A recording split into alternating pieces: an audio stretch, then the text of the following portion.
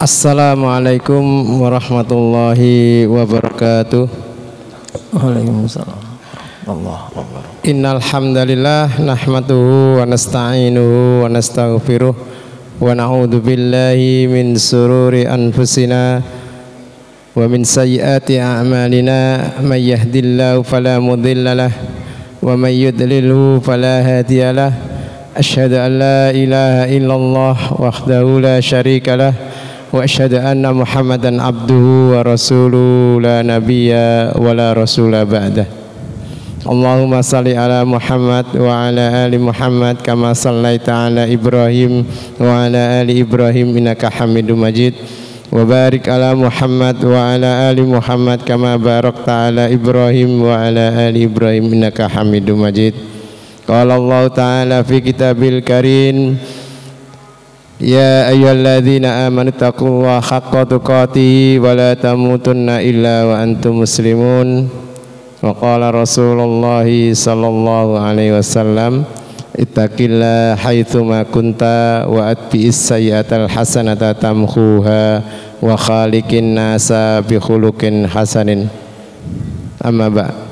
Alhamdulillah, marilah kita ucapkan rasa puja dan puji syukur kehadirat Allah Subhanahu wa taala, yang mana pada malam hari ini kita masih diberikan rahmat, diberikan nikmat kesehatan, nikmat kesempatan, nikmat zahir maupun nikmat batin yang tidak bisa kita hitung, sangat besar yang diberikan oleh Allah kepada kita.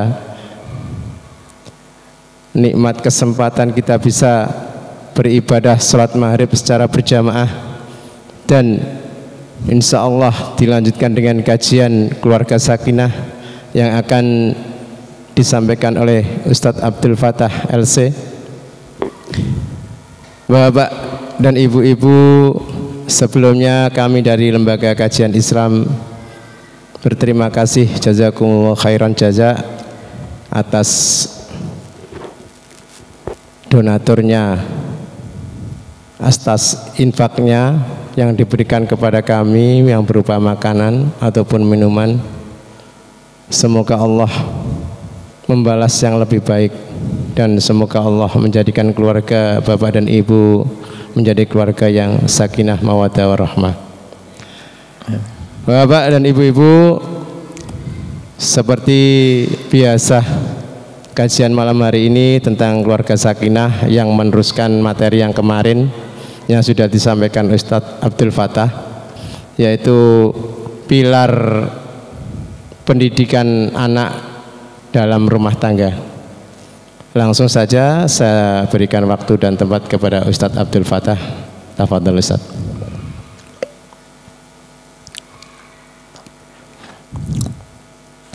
Assalamualaikum warahmatullahi wabarakatuh. Alhamdulillah, nahmaduhu wa nasta'inuhu wa nastaghfiruh wa na'udzu billahi min sururi anfusina wa min sayyiati a'malina. May yahdihillahu fala mudhillalah wa may yudlilhu fala hadiyalah. Asyhadu an la ilaha illallah wahdahu la syarikalah wa asyhadu anna Muhammadan abduhu wa rasuluh. Allahumma salli wa sallim ala nabiyyina wa habibina Muhammadin wa ala alihi wa ashabihi wa man tabi'ahum bi ihsanin ila yaumiddin. Wa ba'd. Hadirin jamaah Masjid Al-Ikhlas dan juga para pemirsa dimanapun berada, rahimani wa rahimakumullah, patut kita bersyukur kehadirat Allah Subhanahu wa taala atas limpahan rahmat dan nikmat yang Allah berikan kepada kita sekalian, yaitu nikmat iman dan Islam.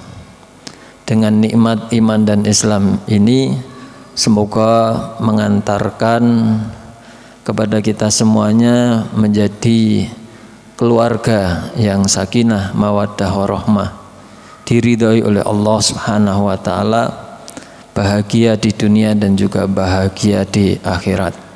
Amin ya rabbal alamin. Hadirin rahimani wa rahimakumullah. Pada pertemuan sebelumnya kita membahas pilar pendidikan anak, yaitu menanamkan akidah yang benar, menanamkan akidah yang kokoh dan kuat pada anak-anak, pada keluarga, agar mereka menjauhi perbuatan syirik dan hanya mentauhidkan Allah Subhanahu wa taala, memurnikan ibadah hanya kepada Allah Subhanahu wa taala. Di samping itu juga bagaimana ditanamkan rasa syukur kepada kedua orang tua, berbakti dengan orang tua. Dua hal ini sangatlah penting, yaitu bagaimana hubungannya dengan Allah dan bagaimana hubungannya dengan orang tua. Ayat yang kita sampaikan pada kesempatan yang lalu itu juga berkaitan dengan seorang sahabat yang bernama Sa'ad bin Abi Waqqas yang telah masuk Islam di usia 17 tahun. Dengan masuknya Islam, seorang ibu kemudian bersumpah tidak akan mau bicara dengan Sa'ad bin Abi Waqqas dan tidak mau makan dan tidak mau minum, mogok sampai anaknya itu benar-benar keluar dari dinul Islam. Hari pertama betul dia mogok, nggak mau makan, nggak mau minum, tapi Sa'ad bin Abi Waqqas tetap menyarankan, wahai ibu, makanlah, minumlah, demi Allah aku tidak akan meninggalkan Islam.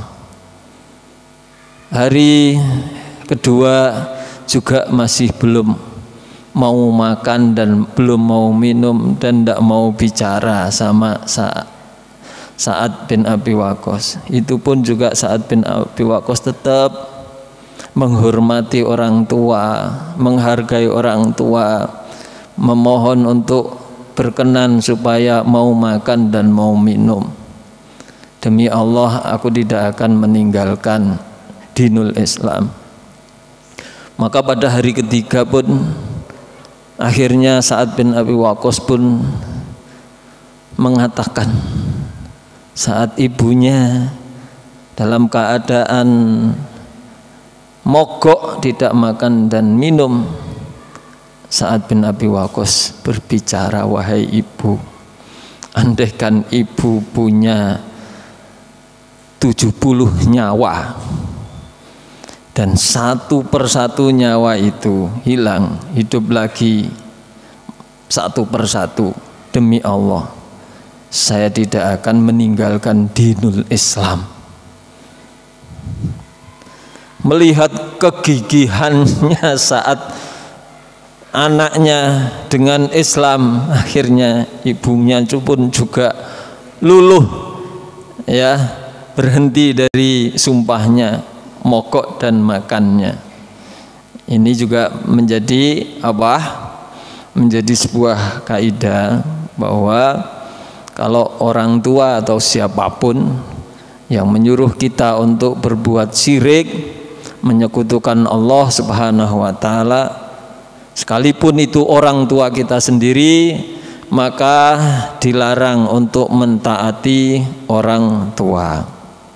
Maka Allah mengatakan di dalam ayat surat Luqman ayat 15, wa in jahadaka ala an tusyrika bi ma laisa laka bi ilmun fala tuti'huma. Jika kedua orang tua bersungguh-sungguh untuk menyuruhmu agar kamu berbuat syirik kepada Allah yang bagimu tidak ada ilmu tentang itu, maka jangan kamu taati kedua orang tua tersebut. Tetapi wasahibhuma fid dunya ma'rufa, tetapi hendaklah terus bergaul di dunia ini, tetap berbuat baik kepada kedua orang tua, menghargai, menghormati orang tua sebagai bentuk tanda syukur, rasa syukur kita kepada orang tua. Jadi rasa syukur kepada Allah dan juga rasa syukur kepada orang tua yang telah melahirkan kita, yang telah membesarkan kita. Inilah pendidikan yang menjadi titik tekan kepada keluarganya Luqman ibnul Hakim, terutama kepada anaknya. Maka pada kesempatan ini kita akan lanjutkan di ayat yang ke-17. Allah Subhanahu wa taala berfirman, ya bunayya aqimis sholata wa'mur bil ma'rufi wanha 'anil munkar wasbir ala ma asabak inna dzalika min azmil umur. Wahai anakku, sebagaimana kebiasaannya Luqman bin Hakim, setiap memberi nasihat, setiap permasalahan yang akan diberikannya didahului dengan panggilan wahai anakku. Ya, wahai anakku. Jadi dengan kelembutan, dengan kasih sayang, ya, sesuai dengan makomnya, sehingga menyebabkan ada kedekatan, ada erat hubungan yang erat antara seorang ayah dengan anak. Dipanggillah dengan wahai anakku. Selanjutnya setelah dipanggil dengan panggilan yang lembut, lalu nasihatnya kepada anaknya adalah aqimis shalah. Hendaklah kamu tegakkan salat. Wa'mur bil ma'ruf wanha 'anil munkar wasbir ala ma asobak. Dalam ayat ini ada tiga pilar yang menjadi titik tekan pendidikan, yaitu yang pertama salat, yang kedua adalah amar ma'ruf nahi munkar, dan yang ketiga adalah sabar. Untuk yang pertama salat, aqimis shalah. Salah satu di antara kewajiban orang tua, suami, pemimpin rumah tangga adalah selalu menyuruh keluarganya, menyuruh anak-anaknya untuk sholat. Ya, untuk sholat. Sebagaimana di dalam surat Toha ayat 132, yaitu Allah berfirman, wa'mur ahlaka bis-shalah wastabir 'alaiha. Perintahkan keluargamu untuk salat dan bersabarlah di atasnya. La nas'aluka rizqo. Kami tidak memintamu rizki. Nahnu narzukukum, tapi kami Allah lah yang memberi rezekimu. Wal akibatul lil muttaqin, dan kesudahan baik itu bagi orang-orang yang bertakwa. Hadirin rahimani wa rahimakumullah, dalam ayat tersebut, maksud saya adalah di ayat surat Luqman ayat 17, Luqman Hakim memerintahkan aqimis shalah, tegakkanlah shalah. Bukan kerjakanlah salat, tapi tegakkanlah salat. Artinya berbeda menegakkan salat dan mengerjakan salat. Kalau tegakkan salat itu berarti sekaligus menjaga syarat dan rukunnya, melakukannya dengan khusyuk, tidak hanya sekedar sebagai simbolisasi, hanya sekedar mengerjakannya, tetapi benar-benar aqimus shalah. Banyak orang sholah tapi belum tentu aqimus shalah. Banyak orang yang sholat tetapi sholatnya masih malas-malas, sebagaimana sholatnya orang munafik. Orang munafik itu juga sholat, tapi wa idza qamu ila sholati qamu kusala. Kalau dia menjalankan sholat, sholatnya itu dengan malas-malas, ya, tidak serius. Sholat itu hanya sampingan. Sholat yang dikerjakan tidak sampai diresapi di dalam hati. Sholatnya itu tidak dengan niat yang ikhlas dan niat yang tulus. Berbeda dengan orang yang beriman, sholatnya adalah taqarrub, mendekatkan diri kepada Allah Subhanahu wa ta'ala. Sholatnya benar-benar diperhatikan. Maka sejak dini, ya, Luqmanul Hakim sudah menanamkan sholat pada anak-anaknya sejak dini, ya, sejak masih anak-anak. Karena itu juga Rasulullah SAW juga memerintahkan agar supaya anak-anak itu dididik dengan sholat sejak dini, yaitu sebagaimana dalam suatu riwayat yang diriwayatkan oleh Amr bin Shu'aib an Abi an Jaddi, Rasulullah SAW bersabda, muru auladakum bis shalah wahum abna'a sab'i sinin wadribuhunna 'alaiha wahum abna'a asyar wa farriqu bainahum fil madaji. Rawahu Abu Dawud. Yang artinya muru auladakum, jadi suruh anak-anakmu itu untuk sholat. Wahum abna sab'i sinin, pada saat dia berada di umur 7 tahun. Umur 7 tahun itu belum balik, tapi sudah diperintahkan untuk sholat. Anak kecil belum wajib sholat, tapi sudah diajari sholat dan dibiasakan sholat walaupun belum balik, agar itu nanti menjadi kebiasaan sholatnya, dan agar nanti di kemudian hari menjadi mukmin yang benar-benar aqamus shalah, menegakkan sholat.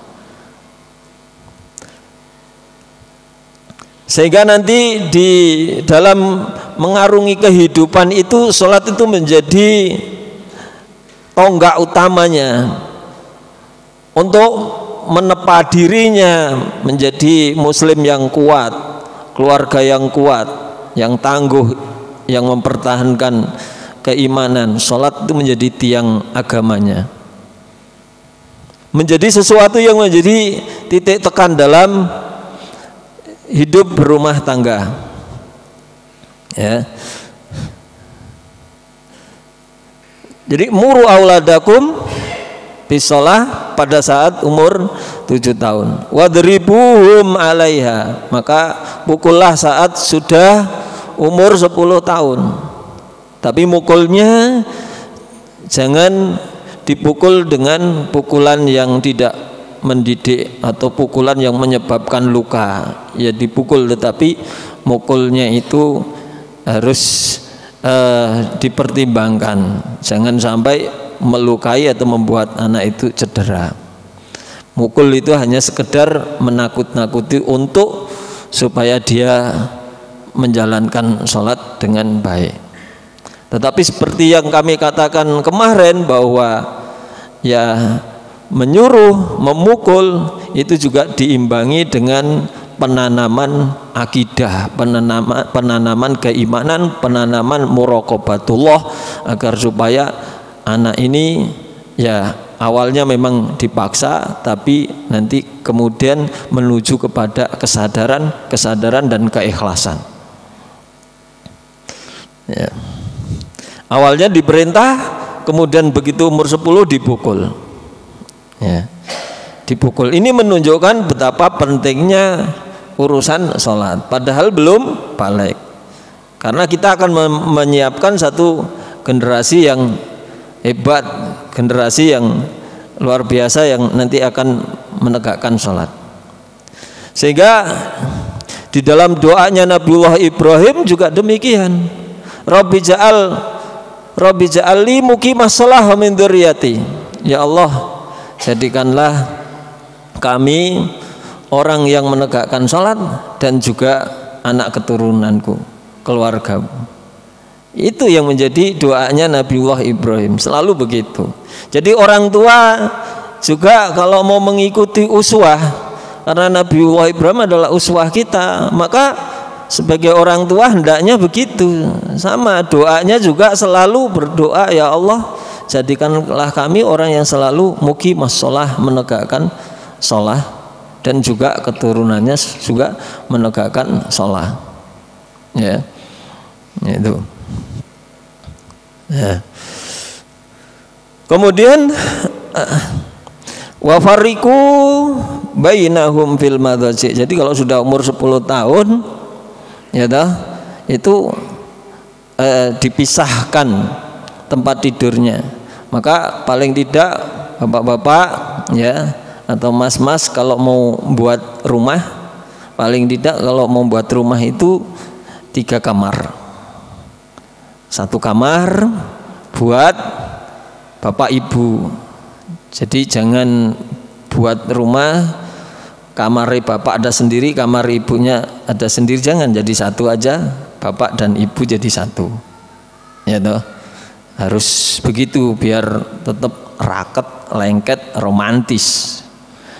Terus yang kedua, kamar kedua khusus untuk anak laki-laki. Kamar ketiganya khusus untuk anak perempuan. Jadi kalau sudah umur 10 tahun pisah. Anak itu ya toh tidurnya dipisah. Baik dipisah dengan orang tuanya maupun juga dipisah dengan mbak-yunya kalau laki-laki. Jadi ditempatkan sendiri, yang laki-laki sendiri, yang perempuan sendiri-sendiri. Ini tarbiyah, juga pendidikan. Supaya sejak dini, sejak kecil itu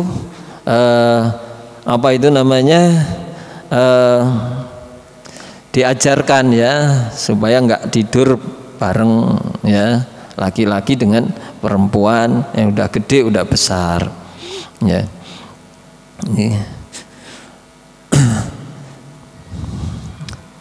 Hadirin rahimani wa rahimakumullah ya. Di dalam surat Thaha ayat 32 tadi, wa'mur ahlaka bis-shalah wastabir 'alaiha. Lalu bersabarlah di atas shalah itu. Di sini maksudnya juga bersabar dengan apa yang menjadi kebutuhan di dalam sholat, rukun-rukunnya, syarat-syaratnya. Kalau mau bikin rumah, usahakan rumah itu ada mihrabnya, ada tempat khusus untuk sholat. Itu beda sholat sembarangan dengan sholat di tempat yang khusus. Artinya wastabir 'alaiha, memang kita ini benar-benar dalam perhatian kita terhadap sholat itu memang harus khusus juga. Orang sholat di masjid dengan orang tidak sholat di masjid akan berbeda. Karena kita ini mau menghadap Allah, jangan sampai sama ketika kita menghadap orang. Kalau kita menghadap kepada bupati, gubernur aja, kita itu berpenampilan dengan baik, berpenampilan dengan rapi. Begitu pula kita ketika kita mau menghadap Allah, itu kita pastikan menghadap Allah itu dengan baju yang suci, yang bersih, ya, jauh dari najis, ya dah. Kemudian apa itu namanya, kita pilih tempat itu tadi, masjid itu. Ketika sholat di rumah ada tempat khusus tadi namanya mihrab.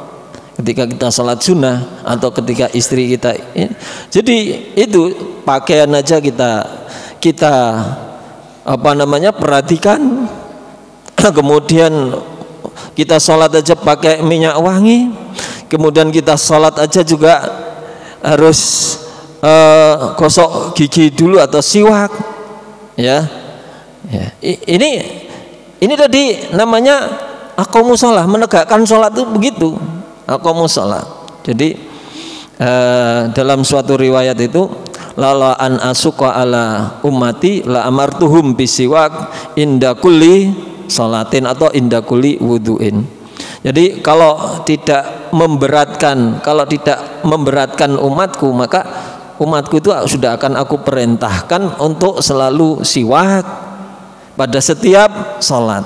Artinya maknanya sholat itu memang ya tadi sunnahnya pakai minyak wangi agar supaya sholatnya jadi khusyuk, kemudian gosok gigi, kemudian makruh seseorang hukumnya ketika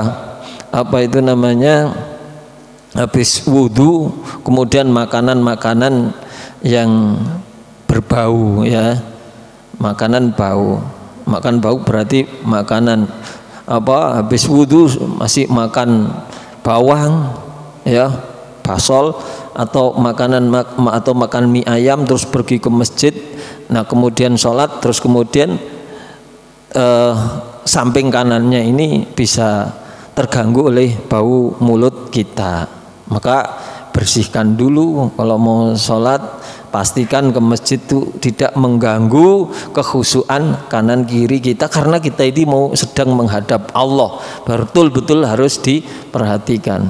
Coba aja masjid ini ada AC-nya, ada kipas anginnya, terus ada karpet yang bersih, karpet yang bagus.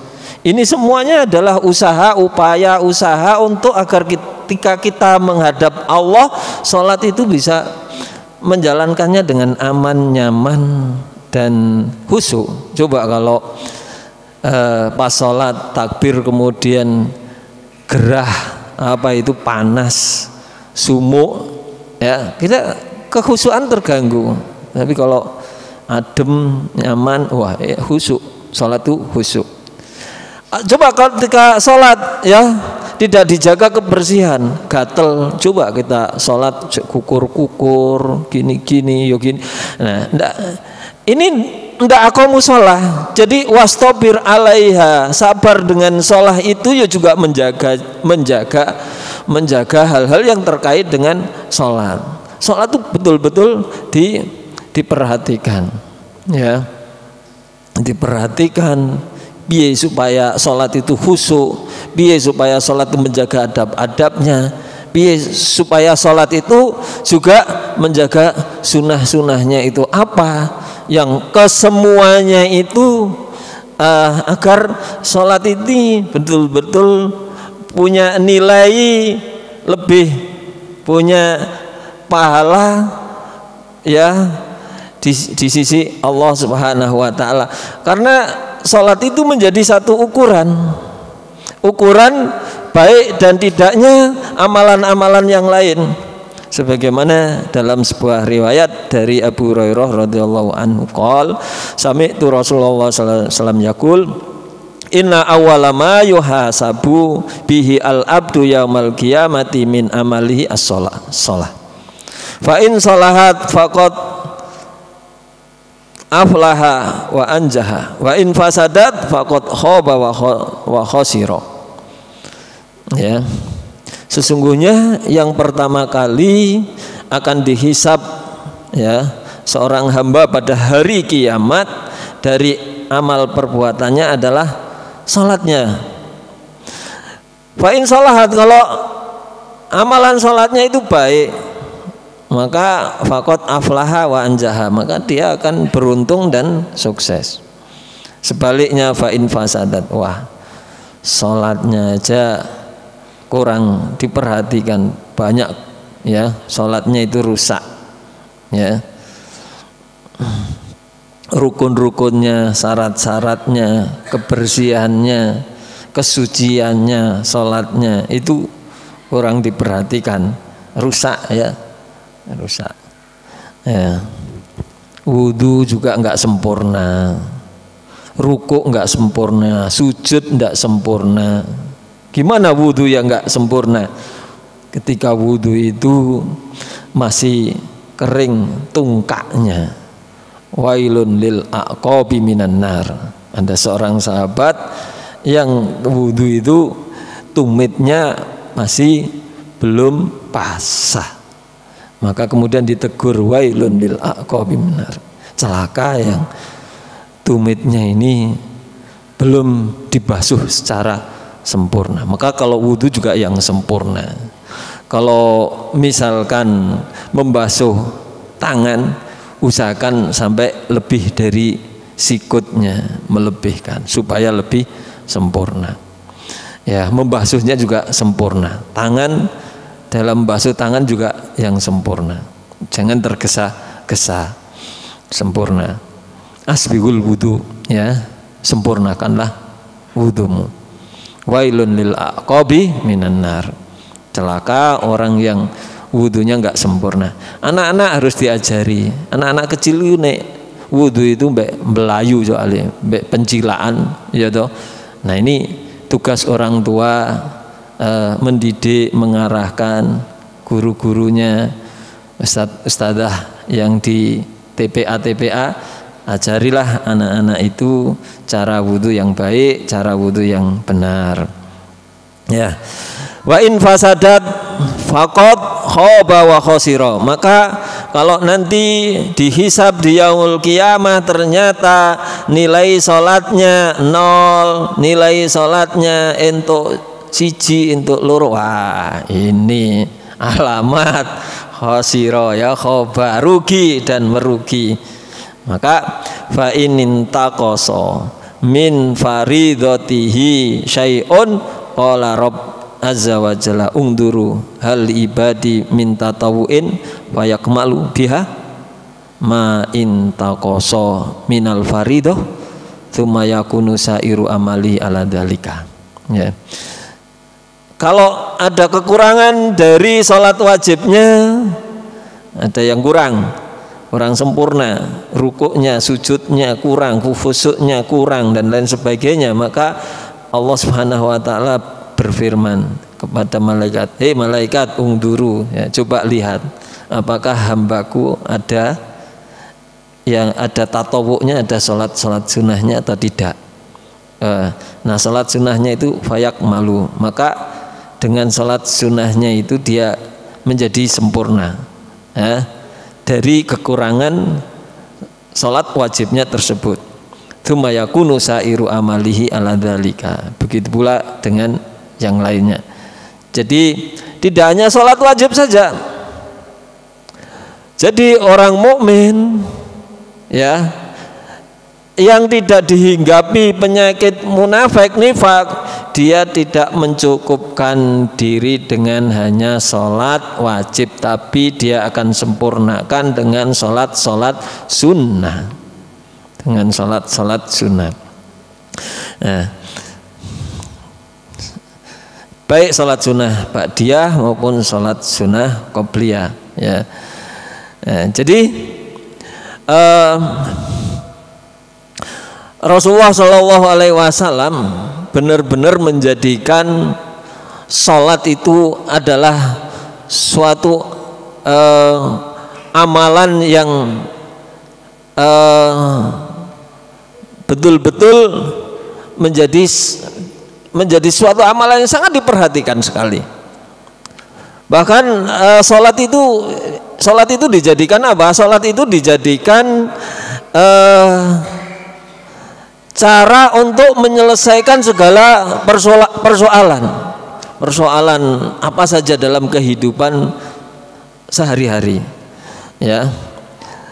Sebagaimana dalam sebuah riwayat, kana nabiyyu idza hazabahu amrun shalla. Nabi Shallallahu Alaihi Wasallam apabila sedang dirundung suatu masalah, maka beliau sholat. Karena tadi Allah Subhanahu Wa Taala berfirman, yaitu wasta'inu bis-sabri was-shalah. Hendaklah kamu meminta kepada Allah, meminta kepada Allah, wasta'inu, ya, apa namanya, wasta'inu bis-shalah, ya. Hendaklah kamu meminta kepada Allah, kemudian dengan salat, wasbir, dengan sabar dan salat. Wasta'inu bis-sabri was-shalah. Hendaklah kamu meminta kepada Allah dengan sabar dan salat. Jadi ketika Rasulullah SAW menghadapi suatu persoalan, menghadapi masalah, itu salat dulu. Makanya ada yang namanya salat hajah. Jadi ketika punya suatu hajah, salat dulu. Ketika dia sedang punya satu pilihan menentukan, dia salat dulu, namanya salat istikharah. Jadi untuk meminta kepada Allah itu didahului dengan apa namanya, salat. Jadi salat itu dijadikan sarana untuk mendekatkan diri kepada Allah dan meminta pertolongan untuk menyelesaikan segala persoalan, segala masalah, ya, gitu. Maka ada teman itu yang dompetnya itu hilang, hilang. Kemudian dia bingung, udah langsung pergi ke masjid, langsung kemudian istighfar, langsung sholat. Habis sholat, alhamdulillah ada yang nelpon, saya menemukan dompet begini di sini, ketemulah. Jadi ketika kita itu pusing, mumet, ada segala persoalan, baik itu apa saja, bahkan mungkin sandal kita hilang atau apa, nah kalau mumet, pusing, ya, mau cari apa itu namanya, cari hutang orang susah, nyari, ya, mau saya hutang ini siapa, pusing, mumet, golek utangan ini nang ndi, pusing. Kalau udah pusing, dah pergilah ke masjid, pergi masjid, ndang sholat, istighfar, ndonga nang Gusti Allah, Allah ijabahi, gitu, ya. Semua segala persoalan yang kita hadapi apa saja, ya, kalau kita pikir dewe mumet muyeng di sini gak ketemu, ya, gak ketemu, tenangkan hati, sholat, gitu. Ini yang diajarkan kepada anak-anak kita, kepada keluarga kita itu sholat penting, ya. Ya, sudah adzan, saya break dulu, saya kembalikan kepada pembawa acara. Bapak, kita break dulu. Setelah adzan masuk sesi tanya jawab bagi bapak atau ibu yang mau bertanya tentang apa yang tadi sudah disampaikan oleh Ustadz Abdul Fattah. Nanti setelah adzan langsung masuk sesi tanya jawab. Monggo adzan dulu.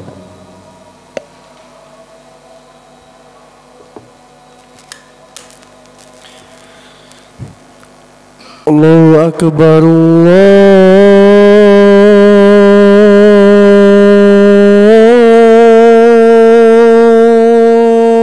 Akbar,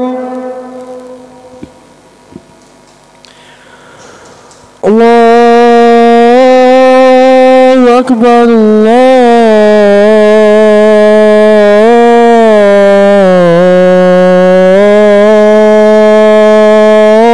Allahu Akbar. Asyhadu an la ilaha illallah.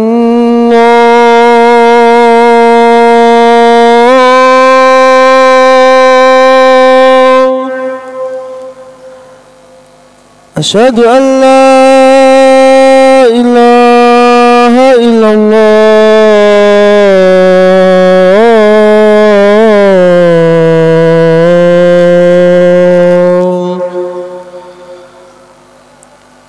Asyhadu anna Muhammadar Rasulullah.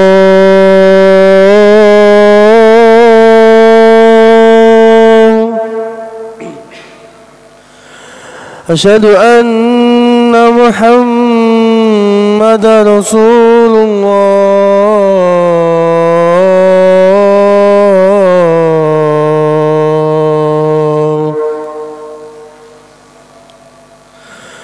حي على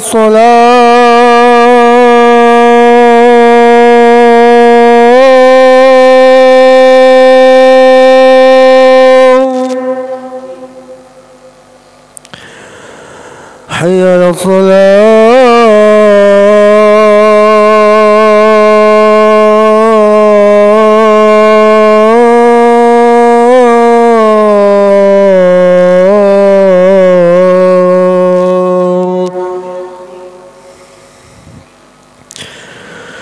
حي على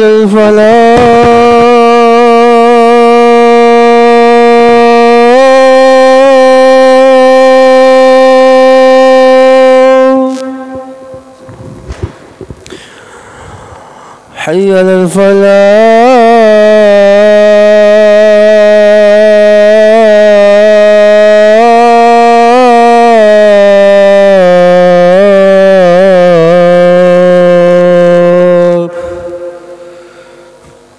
الله أكبر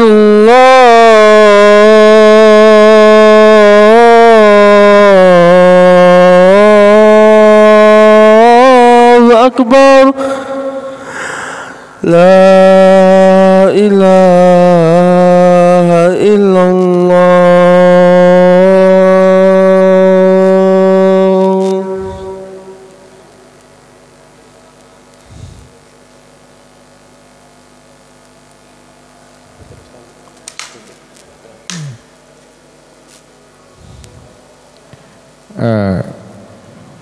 Acara saya buka kembali. Langsung saja saya serahkan waktu dan tempat pada Ustadz Abdul Fattah. Monggo Ustadz. Ya. Hadirin rahimani wa rahimakumullah.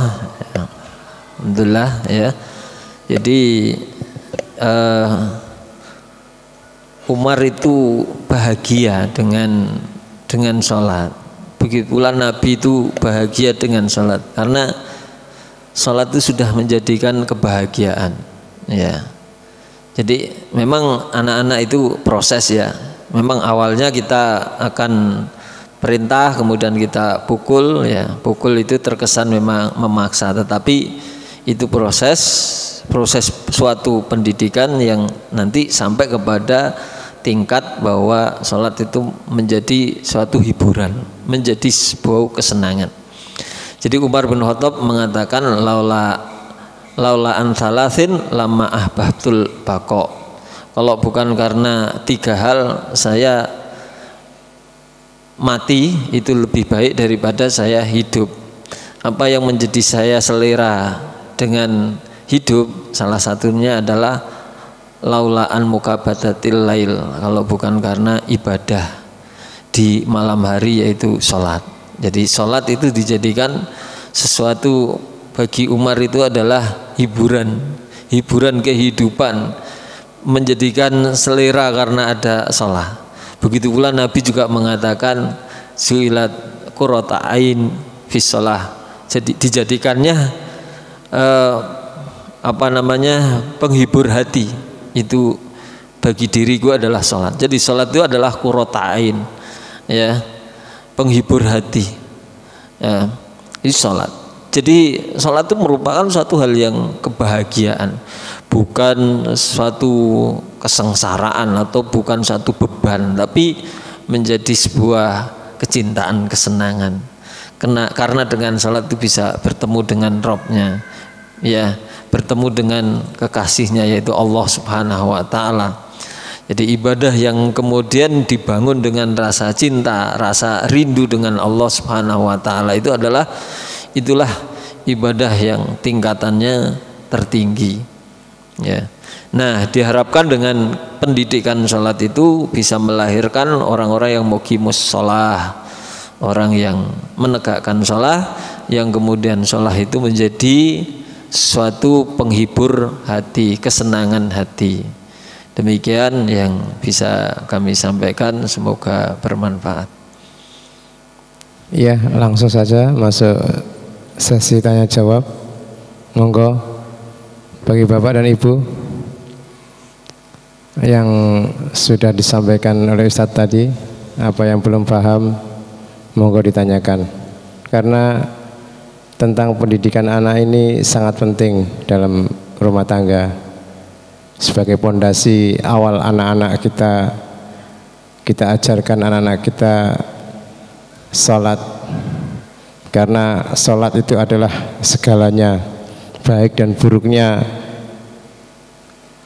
anak itu, baik dan buruknya kita, karena sholat kita. Kalau sholat kita buruk, maka segalanya akan buruk. Monggo.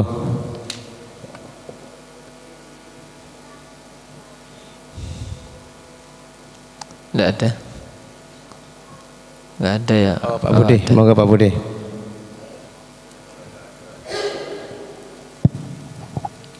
Assalamualaikum warahmatullahi wabarakatuh. Waalaikumsalam warahmatullahi wabarakatuh. Yang diajarkan pertama kali adalah bab sholat, Ustaz, ya, kepada anak.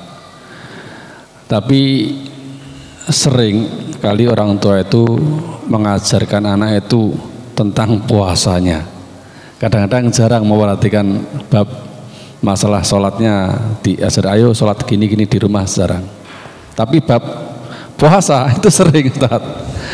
Karena gak kuat puasa maghrib, betul-betul ditekankan, ayo puasa zuhur sih, engko makan, habis itu puasa lagi, dilanjut dan seterusnya. Itu kebanyakan itu, karena mungkin orang tua beranggapan bahwa ibadah yang terberat itu adalah ibadah puasa, Ustaz.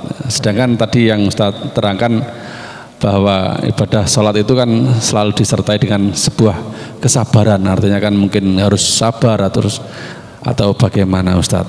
Terima kasih. Iya. Oke.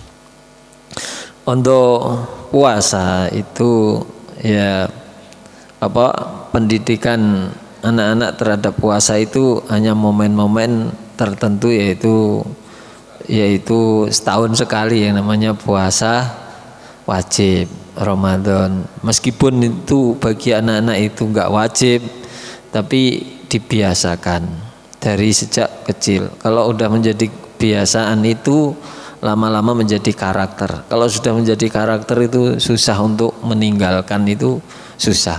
Seberat apapun kalau sudah menjadi karakter itu akan melekat pada jiwa anak yang susah untuk merubahnya karena sudah menjadi kebiasaan. Maka untuk membentuk sebuah karakter itu semuanya perlu pembiasaan dulu. Tapi kalau untuk yang puasa itu hanya setahun sekali, yaitu pendidikan puasa tentang puasa yang wajib-wajib. Boleh juga puasa-puasa yang tertentu yang pahalanya sangat besar, momen-momen tertentu seperti puasa Arafah, meskipun tidak wajib tapi sunnah muakkad, karena suatu sunnah yang sangat ditekankan. Anak-anak kita juga sebisa mungkin dilatih juga.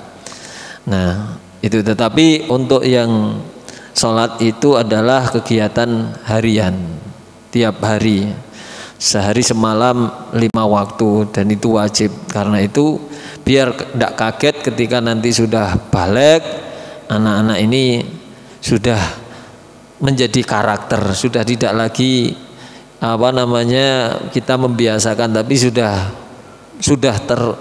terpatri pada dirinya menjadi karakter, sehingga nanti ketika balik itu ringan dan enteng, dan mulai sholatnya itu bermakna, gerakannya sudah mulai tertib, teratur, rukuk dan sujudnya sudah teratur. Kalau masih kecil kadang kan masih dolanan, gojekan, sholat itu masih lari ke sana, lari kemari. Tapi nanti pada saatnya kalau sudah balik, akhirnya sholatnya sudah bermakna, sudah luar biasa, sudah baik, sudah bagus. Tidak lagi sholatnya kayak cepet sekali julid gitu ya, wer itu sholatnya tidak seperti itu lagi kalau sudah balik, karena sudah dibiasakan sejak kecil. Kapan sholatnya wer itu? Pas waktu masih kecil ya, umur 7 tahun, 8 tahun, 9 tahun sampai 10 tahun. Mulai mau mendekati balik sudah mulai teratur. Biasa anak kecil sholatnya sambil lari-lari, tapi itu kan pola pendidikan, tidak apa-apa. Baru proses, semuanya proses. Nanti ada waktunya sholatnya bener baik, rukuk dan sujudnya semua sempurna. Ya itu aja. Ya, itu Abu dia. Ada lagi? Oh, Pak Agus, langsung.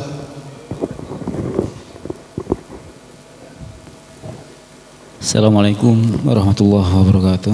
Waalaikumsalam warahmatullahi wabarakatuh. Tadi yang dijelaskan Ustaz tadi hadis ya tadi ya. Yang apa hadis apa ya tadi? Yang apabila sholatnya baik maka seluruh amal hadis baik. Riwayat Abu Hurairah ya.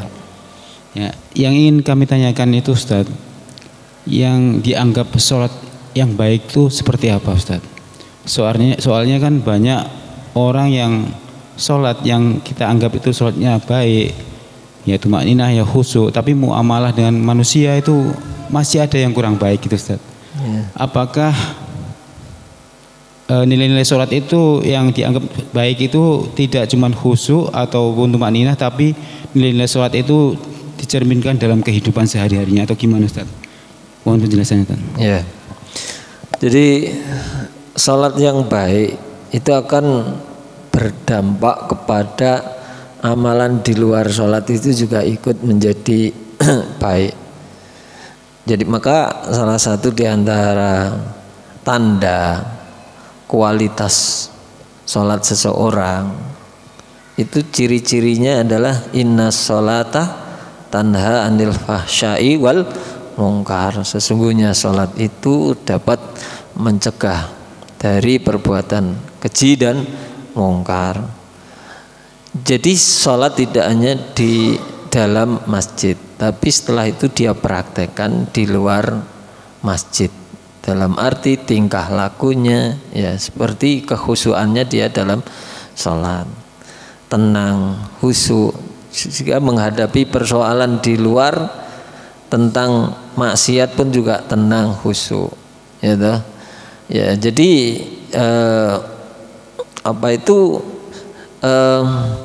selalu ingat kepada Allah, paling tidak itu sehari semalam 5 waktu itu ada jeda untuk rohah, untuk apa? Menghadap Allah.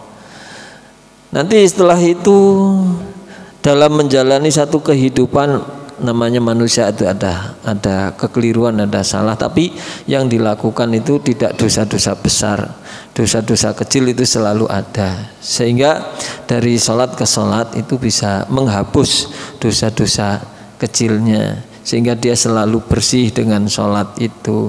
Jadi dari situlah nanti akan tercermin dalam kehidupan sehari-hari, punya pengaruh dari sholatnya itu melahirkan sebuah karakter selalu menjaga diri di luar sholat.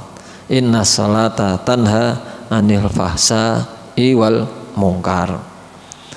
Nah kemudian dengan tanda-tanda bahwa dia sholatnya itu baik adalah dengan dia menjalankan rukun dan syaratnya itu benar. Rukun dan syaratnya itu benar. Apa di antara rukunnya itu yaitu tumakninah itu tadi ya. Di antara rukunnya. Kalau syarat ya ada baca Al-Fatihah, kemudian ada wudu, suci, menutup aurat, ya, menghadap kiblat dan lain sebagainya. Itu syarat dan rukunnya itu benar dan diperhatikan. Wudunya sempurna, kemudian rukuknya sempurna, sujudnya sempurna. Ya, banyak sekali yang kadang-kadang sujudnya itu sering nggak benar, ya. sujudnya itu kadang kayak anjing. Apa namanya? Pada saat sujud itu sikutnya itu nyentuh lantai. Itu berarti sujudnya kayak anjing. Kadang sujud itu nutup ininya, mestinya harusnya buka. Kalau bisa, kalau sendirian ya buka, kalau rapat dengan yang lain ya diusahakan supaya tangan itu buka. Ya, jadi apa namanya, cara ruku, cara sujud, cara membaca dan lain sebagainya itu kan ya perlu dipelajari. Sholat itu ya harus bersuara, meskipun suara itu didengar dirinya sendiri. Jadi enggak kemudian takbir Allahu Akbar baca Al-Fatihah gak ono suarane, gak ada gerakan mulutnya, harus ada gerakan mulutnya. Jadi seperti itulah sholat yang baik, yang bagus itu seperti apa ya? Ya sesuai dengan tuntunan Nabi, sunnah Nabi itu dijalanin semuanya. Ya. Juga cara menjaga kesucian itu juga masih banyak yang belum mengerti ya. Nanti di bab ibadah kan mesti banyak ya, ada ya Ustaz yang nanti akan menyampaikan di bab ibadah. Cara menjaga kesucian itu masih banyak yang belum tahu. Ya, ketika kencing itu juga harusnya disiram dulu, jangan kencing di lantai yang kering. Kencing lantai itu disiram dulu, basah dulu baru dikencingi. Nah, nanti sempurna hilangnya najis itu sempurna. Ya, karena lantai itu bukan seperti tanah yang menyerap, tapi harus itu nanti masih ada baunya. Begitu pula kalau cebok, tangan itu juga jangan tangan kering, harus tangan basah dulu, cuci dulu baru nanti bau najis itu tidak nempel di tangan. Dan seterusnya itu kita pelajari sesuai dengan sunnah yang ada sehingga menyempurnakan ibadah kita. Itu namanya sholat yang baik. Itu yang gimana ya, seperti itu ya. Ya, semakin baik maka akan semakin baik pula dalam hal-hal yang lainnya. Itu saja dari saya, cukup sekian. Assalamualaikum warahmatullahi wabarakatuh. Itu Pak Kes ya. Semoga apa yang disampaikan oleh Ustadz Fatah tadi sebagai tambahan ilmu bagi kita dan semoga kita bisa mengamalkannya. Kita sebagai orang tua adalah contoh bagi anak-anak kita. Jadi madrasah pertama adalah ibu di rumah. Karena kita ini sebagai orang tua mencari nafkah itu banyak kurangnya Ustadz ya, banyak di luar. Jadi yang dominan itu ibunya. Jadi ibu madrasah pertama bagi anak-anak kita. Dan kita sebagai orang tua juga hanya bisa ikhtiar dan berdoa. Apa yang diajarkan oleh Nabi Ibrahim, Rabbi ja'alni muqimas shalah. Semoga ini sebagai tambahan ilmu bagi kita dan semoga kita bisa mengamalkannya. Sebelum acara ini kita akhiri, marilah kita akhiri dengan bacaan hamdalah dan doa kafaratul majelis. Subhanakallahumma wa bihamdika asyhadu an la ilaha illa anta astaghfiruka wa atubu ilaih. Dari saya sebagai pembawa acara, kalau ada kata-kata yang kurang berkenan saya mohon maaf yang sebesar-besarnya. Akhirul kalam, assalamualaikum warahmatullahi wabarakatuh.